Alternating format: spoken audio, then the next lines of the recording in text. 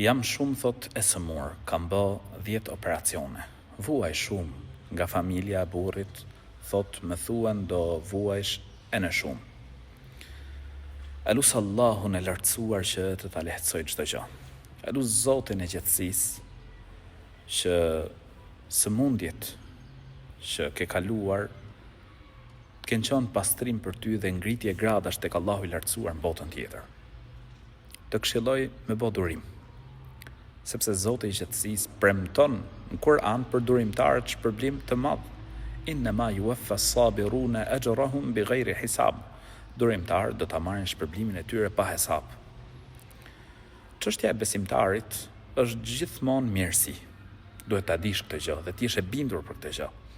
Nëse të ndodh një fatkeqësi, bën durim dhe shpërblehesh për durimin. E përsa i përket të ardhmes, askush nuk e di përveç Allahut të lartësuar. Unë të këshilloj që të kesh besim të madh tek Zoti i gjatësisë, të shpresosh shumë tek Allahu i lartësuar, se Zoti i gjatësisë e ka në dorë të ardhmen. Nuk e kanë as familja e bashortit tënd dhe as kush tjetër. Kështu që unë të këshilloj me po durim, anën mjekësore mos me neglizhu, me lut Allahun e lartësuar se ajo është shëruesi, wa idha maridtu fa huwa yashfin, dhe kur unë sëmurem ai më shëron.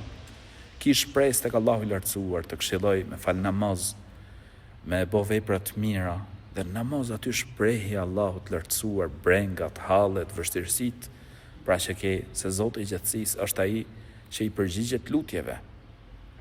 Ud'uni astajib lakum, lutmoni mua të përgjigjem ju, thot Allahu i lartësuar.